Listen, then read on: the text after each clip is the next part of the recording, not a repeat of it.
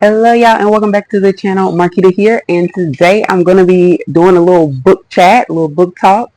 I'm going to be talking about a couple of books that I have already finished, one I'm currently reading, and showing you a few new books that I have picked up from various places. Although I think the various places might be Home Goods and TJ Maxx, so I'll double check that. But I just want to keep you guys up to date with what I'm reading. I know a lot of people are getting back into reading, which is awesome. As an English teacher, reading specialist, I definitely love to see people of all ages enjoying reading. And if you used to be a reader and life got in the way and now you found your way back, I love to see that too. I fall in that category myself. It wasn't until I went back to start teaching English that I got back into reading as well, because one, I was reading books for my classes to prep, and also just finding new books to put in my classroom library. So now I am back to reading, and I want to share with you guys what I found. I'm not someone who limits myself to one particular genre or one particular type of author. I'm in some reading groups online, like on Facebook and whatnot. And some people, it's like a Black Girls reading group, which is cool. And I've seen a lot of wonderful things shared, found out about a lot of wonderful books and authors there. But also, I see a lot of people asking or stating that they, only read Black authors, which, is your choice, your prerogative. But I feel like if you're any race and you're only reading your particular race, so if you're white and you only read white authors, if you're female and you only read female authors, things like that, I feel like you do narrow your perspective. Even though reading is like an entertainment, relaxing thing for people.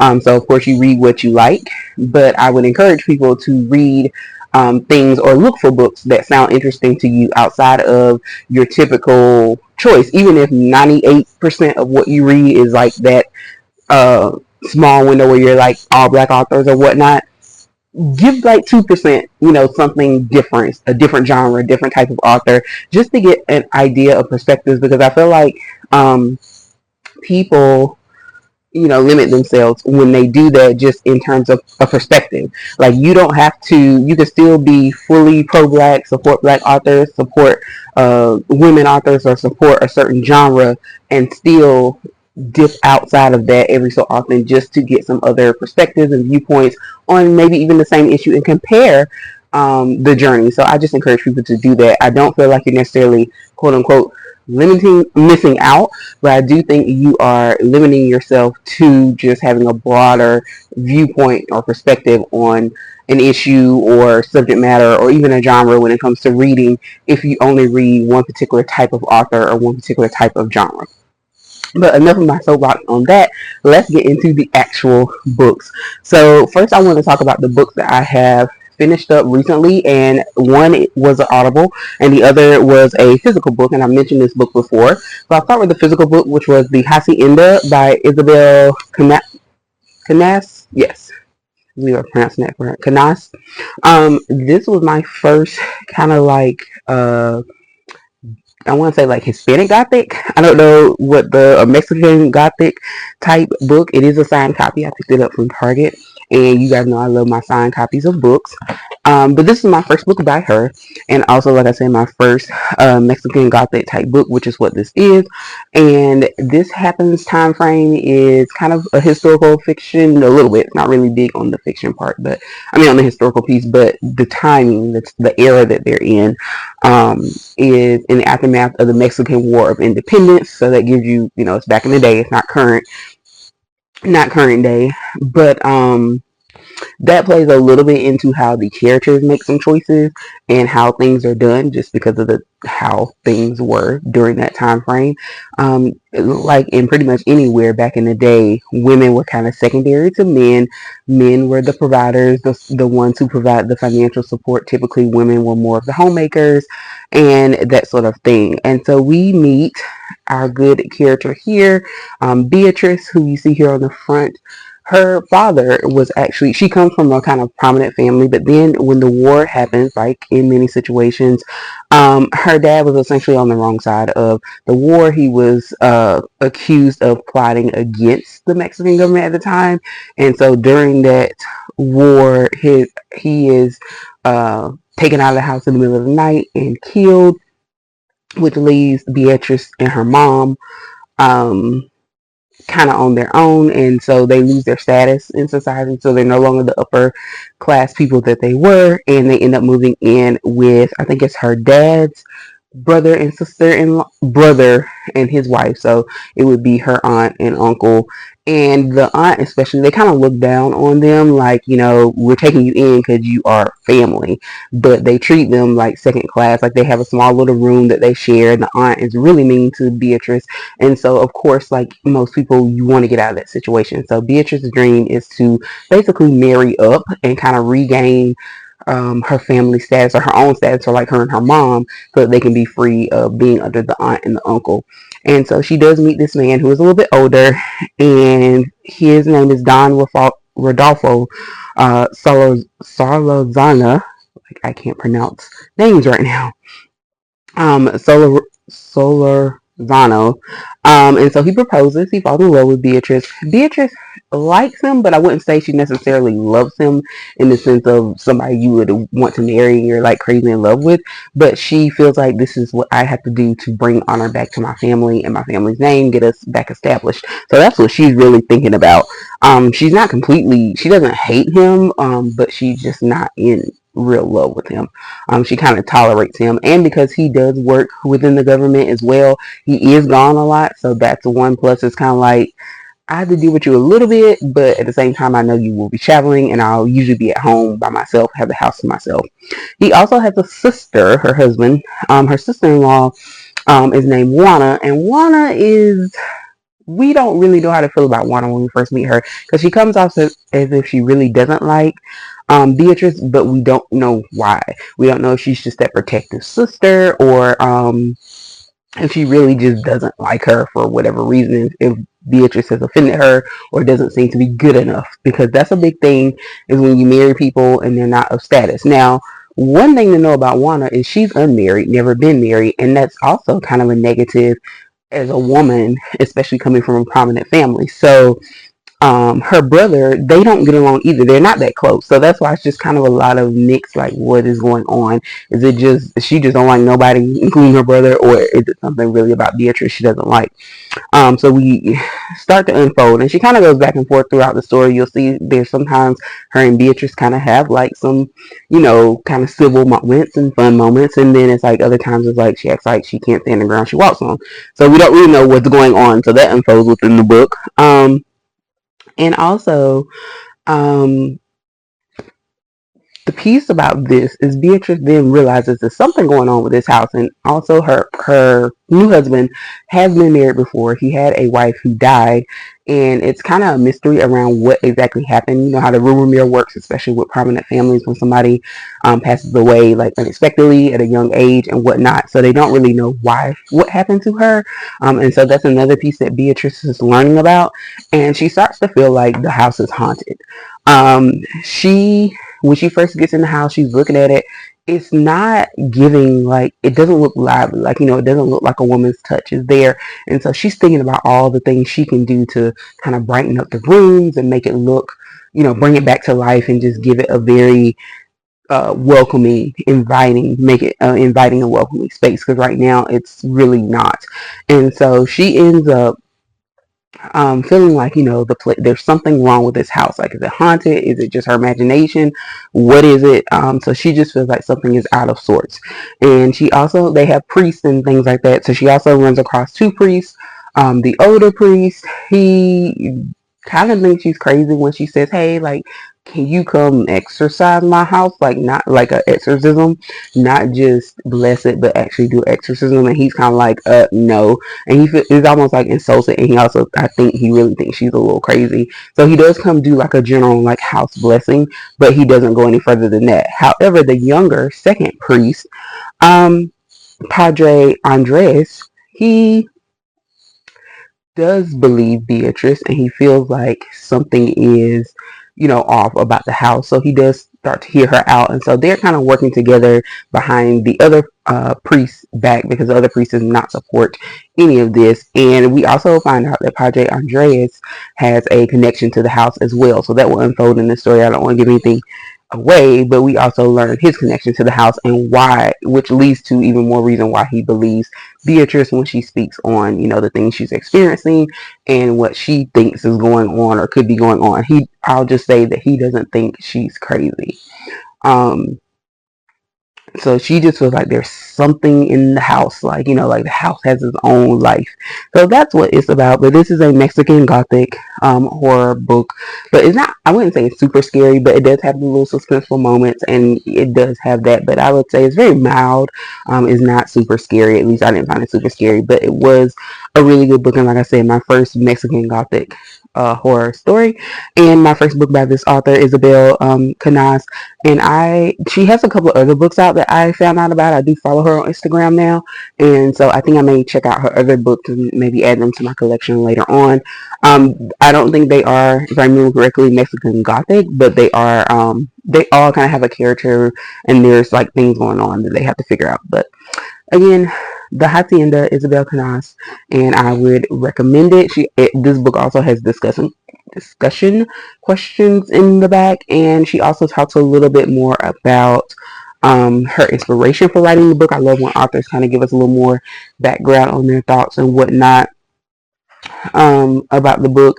And she does tie in, some of the cultural things that go along with the Mexican heritage, and with how this particular family, the Solorzano family, which is her husband's family, kind of got their wealth and everything. So I found it was a really good book, and it also gave some good information on kind of like how things were for Mexico during that time frame, around the Mexican War and after. And she does also list some resources if you're more interested in the historical piece, because again, this is like historical fiction. So while it does encompass some aspects of that time period, if you really want to know how things were and stuff like that, she gives you references that you can look into. So I like that as well. So that is the Hacienda. So the next book that I finished was Nia's book, Bottom of the Pyramid. And if you're not familiar with Nia Sue, she was the black dancer, the main beginning OG, because there have been some other black dancers that came along during the seasons on Dance Moms with Abby Lee Miller. So Nia was like the original OG black girl, token black girl in the group. And then she never seemed to really get a fair shot in the show. If you are a Dance Moms fan and you watched it from the beginning, you know that Nia was seemed to always be getting fussed at, talked down to. They acted like she was never good enough, like her skill set wasn't up to par. And we also know that just being a black dancer, your body develops and it's just made different for the most part than the typical white ballerina. And that's just what it is. Misty Copeland, if you're not familiar with her story, she talks a lot about that, about like how even down to like how her feet turn out, her legs, certain things. It's just how we are made in comparison to how white women are made and shaped typically. There's exceptions to every rule. So some of that I think comes into Nia's situation as well. But also just the fact that I do think that Abby Lee Miller did not give her a fair shot. And I do think there were times when she was given roles like her solos and parts in even in the group dances that were more stereotypical, or because she was black. And some people criticized her mom for kind of making her or allowing Nia to be continuously subjected to the harshness of Abby Lee and some of the things. But I really feel like, while I understand why people might feel that way, I think that it's good because her mom was still there. She was there for her. She was able to comfort her when she needed it, and she stood up for Nia when it was needed. And Nia also talks about some things that happen behind the scenes that we don't see. You didn't see on air, so you didn't know that these things happen. You didn't know, or it may have looked like maybe her mom didn't address certain situations, and it's just that they weren't aired. But there are a lot of things that happen that her mom did do behind the scenes to make sure that Nia got as fair of a shot as she could get, and that when things went too left, her mom let it be known like this is not gonna fly, and we don't play that. So I think that listening to her story, I love that listening to it on Audible, Nia is the author, so you will hear is the narrator, I guess you could say. So she is reading the book, so it is truly like Nia telling her story, and I really enjoyed it, and I would recommend it, especially if you are a fan of the show or if you know who Nia is. And look at her now, like she's doing great things. I think she just landed like a Broadway show, and she's doing very well. And I think that she went to college, she had that life. She's a member of Alpha Kappa Alpha Sorority Incorporated, AKAs, along with Kamala Harris. And so there's a connection there. And she got to do some work with Kamala and meet Kamala. And so I think, like, if you look at where Nia started and look at where she is now, it will you wonder, like, was it worth it? And I think it was. And I think that it made Nia a stronger person, and it made her prepared to handle what life may throw at her, because even though she had to deal with it at a young age, she also learned the proper coping tools. She did have a therapist, so she also learned coping tools and how to handle those things, and that made her a better person in the long run and a stronger person. And I don't think, because at first I was kind of concerned. I was like, is she going to try and not play the victim role, but make it seem like, things it wasn't her fault, and they were just coming down on her, which in some cases it really was. In a lot of cases it really was. But she still took from that and learned from that, and it helped her grow.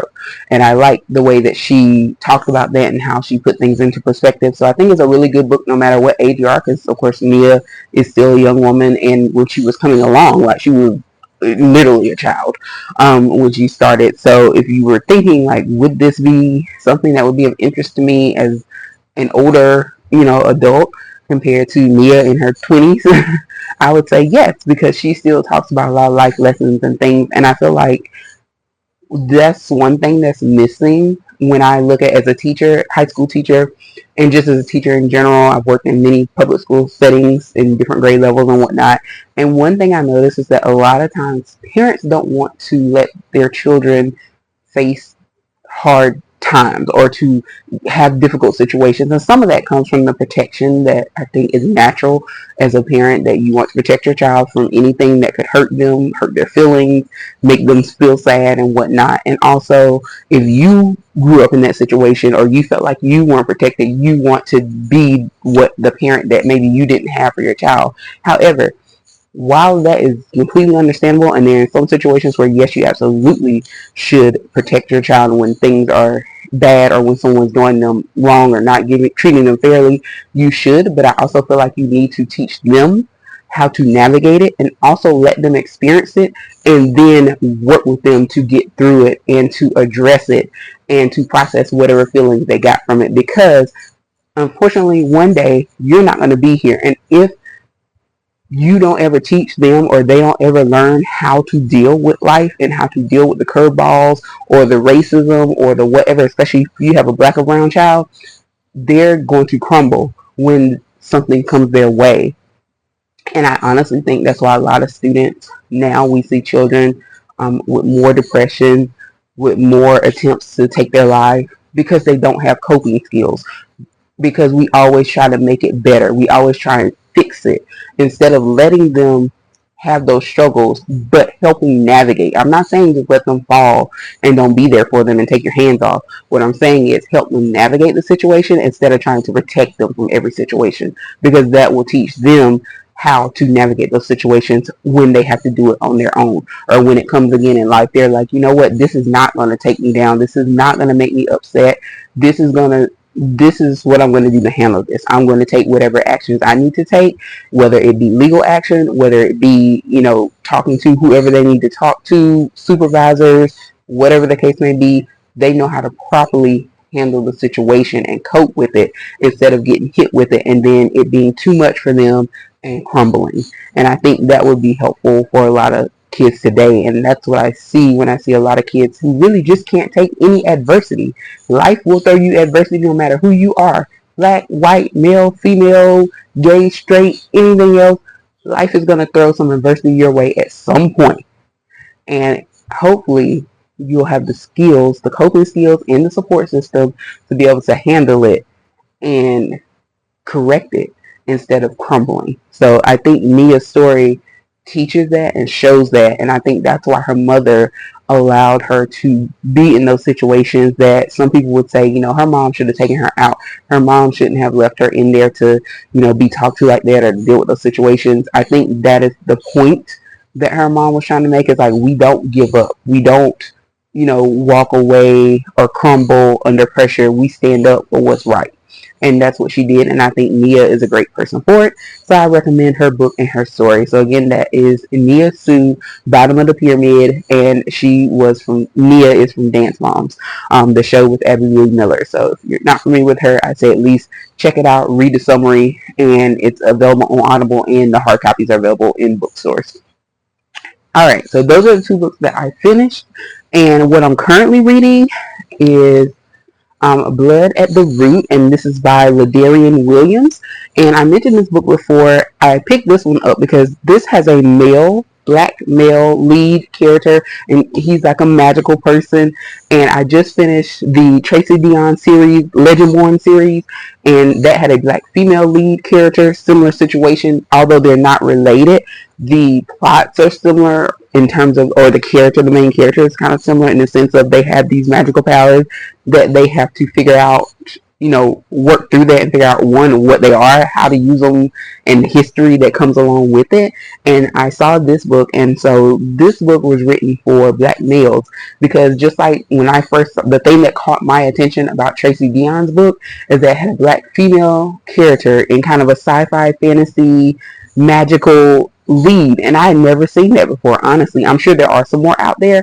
That was just my first time seeing it, and that's what caught my attention originally. And then as I started to read more about the book, when it has a setting in North Carolina, ties into UNC Chapel Hill, all those things. If you're new here, I'm from North Carolina originally, currently living in Virginia, but all of that piqued my attention. So with this one, this particular main character here, Malik, is our main character, and he is a young black man, teenager, who finds out about his powers, and he's still learning and navigating, and also the historical piece related to his family with it. And so I'm not that far in the book. I'm in Act 2. I just got to Act 2. I haven't read it. I just started it. But it's a very interesting story, and he gets accepted into Canaan University, which is where his mom attended. And one thing about him is that at a young age, a situation happened, and his mom, he ends up disappearing. Now, people told him that she was dead. He doesn't quite believe that, and then people think that he is responsible or had some connection to why she is dead. The house caught on fire. He saw mom and 3 other people in like cloaks or dark figures. He doesn't know who they were or why they were at his house. And then the house explodes and catches on fire, and they find 3 bodies. And so they say that his mom is one of those bodies. And even though he's hearing them, he's trying to tell them, I don't think that she is dead. Like, I don't think that she was in that fire, because if you think about it, there were 3 men that he didn't recognize there, plus mom. So that's 4 people. They only found 3 bodies. So that's why he kind of believes that mom is still alive, but he can't explain where she is and why she's not there. So he gets put into foster care, and not great foster care situations. He ends up meeting or getting paired with this other boy named Tay, who becomes his little brother, and they're in like foster care together. Malik ends up getting put out of the last home that him and Tay were in, and so when he becomes of age, he's now 17, he's emancipated himself from the system, and now he's coming back for his little brother Tay, and his plan is for them to run off to California. Not sure why California is like his destination, but that was his original plan. But then he starts to find out, he has discovered that he has powers, but he doesn't really understand them. He doesn't really know the origin of them, what to really do with them, how to really control them. Just like with anything else, when you have powers, your emotions shape those as well. So it's that energy, and he's still learning how to navigate all that. And so then he finds out that he does have some more family, and he also starts to learn a little bit more about his mom.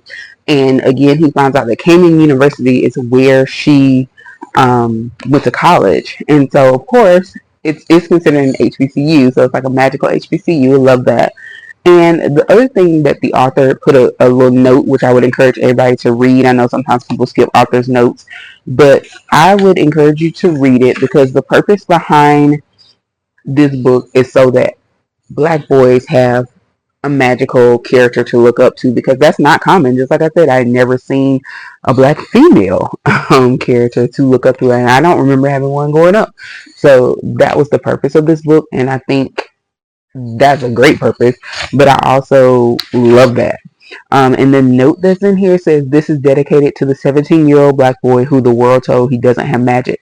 Let me let you in on a little secret. You do. It is in your blood. It's nestled deep in your bones. It is in the very soil you walk on that's been blessed by the sweat and tears of your ancestors. Walk in it with pride." And he also has a dedication to Ashton. This is for you. But that was his whole kind of purpose for writing this book, and I can appreciate that. And there is a sequel, and it is called Bones at the Crossroads. So that will be the part 2 to this book. So you do get 2 books for this one if you start reading it. But so far, I'm enjoying it. Like I said, I'm just in Act 2, so I'm like 86 pages in, 85 6 pages in. But he has, I'll just say, because I don't want to spoil it, that he is now reunited with Tay. And they are starting on their journey. So I'll leave it at that. And he has discovered that he has other family outside of his mom, because of course he didn't think he had any since he had been in foster care. So I'll leave it at that without giving too much away. But again, this is Blood at the Root by Ladarian Williams. And it is a New York Times bestseller, and I can see why. So that's what I'm currently reading. And last but not least, I just want to touch on 3 new books that I picked up.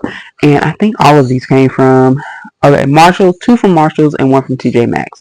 So I mentioned before that I had picked up a book, the first book in a series I think has 3 or 4 parts, called Carnival. I think it's a 3 series book, Carnival. And Carnival was the first book. I haven't started it yet, but I have it on my shelf. And the second book is Legendary.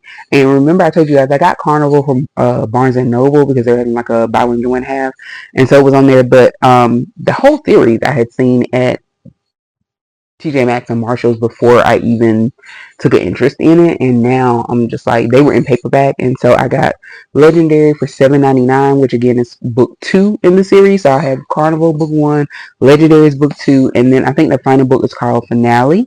So I'm gonna look for that one because I have also seen that one in TJ Maxx, Marshalls, Ross Home Goods. So I'm gonna keep an eye out for them. Of course, like when I get ready to actually buy the series, now I can't find the books. But when I won't looking for them, won't checking for them, there were tons of them in the store. So I'm gonna keep my eye out for these and see if I can find Finale as well, so I can have the complete series. That might be my summer reading. Who knows? And then next, I picked up another Colleen Hoover book. Now, again, I'm not a big super Colleen Hoover stan or anything. The only book that I've ever read by her was Verity, and I enjoyed it. And I picked up Layla, I think, is a new one that's out. And then I found this old one and I picked up Layla from Target. And then this one is called Hopeless, and it was $8.99 at Marshalls. And this one, I think, is one of her earlier ones as well. I know she actually has it ends well. So this one was written, I don't know if this is new or old. Let me see when this was written. This one was written in 2013. So I'm trying to pick up things that are a little bit older. I don't really want the newer books. And like, I watched the movie that she had that is on Netflix. I think it was It Ends With Us or It Starts With Us. Whichever one was the first Netflix movie. I watched it. It was cute, but I don't think I would have wanted to read the book. And I feel like a lot of her books, kind of the It Ends With Us, It Starts With Us, Is All This With Us, that is not my type of thing. That's part of why I picked up Verity, because I liked the difference that Verity had compared to her other books. So if you guys are like not necessarily a Colleen Hoover fan because you don't like kind of how those books go, Verity is a little bit different. So I would say you might like Verity if you just want to try her books. And so Hopeless apparently has a whole series. So there's Hopeless, Losing Hope, Finding Cinderella, All Your Perfects, and Finding Perfect. So yeah, I didn't know it was a series, but here's Hopeless. And like I said, I also have Layla, which is a book that I think is a new book. And I just wanted it to be okay. It's a standalone. So her standalone books, Layla is one, and so is Verity. So they don't have like um a series or anything where it's like it ends with us, has it ends with us, and it starts with us. Hopeless apparently is a series, so we'll see. I'm not going to be looking for all those books, I don't think, but we'll see how it goes. So I just added this one to the collection, and last but not least, this one was $5.99 at Marshall's. That's part of why I picked it up. But it also sounded really interesting, and it's called The Last House Guest by Megan Miranda. And I had seen this book in Barnes and Nobles for the Barnes and Nobles price, which is the full price, like $18.99. So for $5.99, I decided to pick it up. But it also sounded really good. It was also part of Reese's book club recommendation, I guess you could say, or book at some point. Um, and this one is about kind of like a class, it looks like.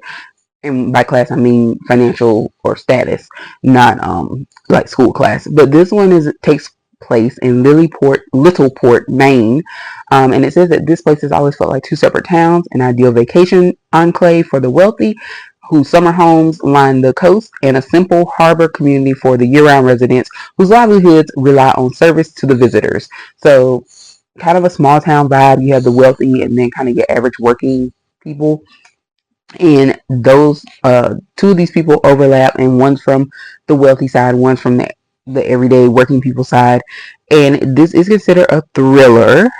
And these two people form a friendship, Avery and Sadie. um so yeah, so it seems like it's gonna be a good book, and like I said, I've seen it in the regular bookstores for full price, or close to that, and so which is $18.99, and so for $5.99, I decided I would give it a try. And so this is what I mean. Like, I've never read anything about Megan Miranda. She also wrote All the Missing Girls, which I've also seen in Barnes and Noble. Um, but yeah, she has and quite a few other books, but this will be my first read by her. When I'll get to it, I don't know, but I just decided to add it to my collection. So again, my new ads are The Last House Guest by Megan Miranda, Hopeless by Colleen Hoover, and book 2 in the Carnival series, which is Legendary. And the author, I don't think I mentioned her, is Stephanie Garber. Alright, so that is everything I have for you guys today. Let me know if you have read any of these books, whether it be the ones that I've already read, which was Nia Su's Bottom of the Pyramid, or The Hacienda by Isabel Canas, or Blood at the Root, that series. Let me know if you tried those, or any of my 3 new editions. If you read them, what are your thoughts? Thank you so much for watching. Please be sure to like and subscribe, and I will see you next time.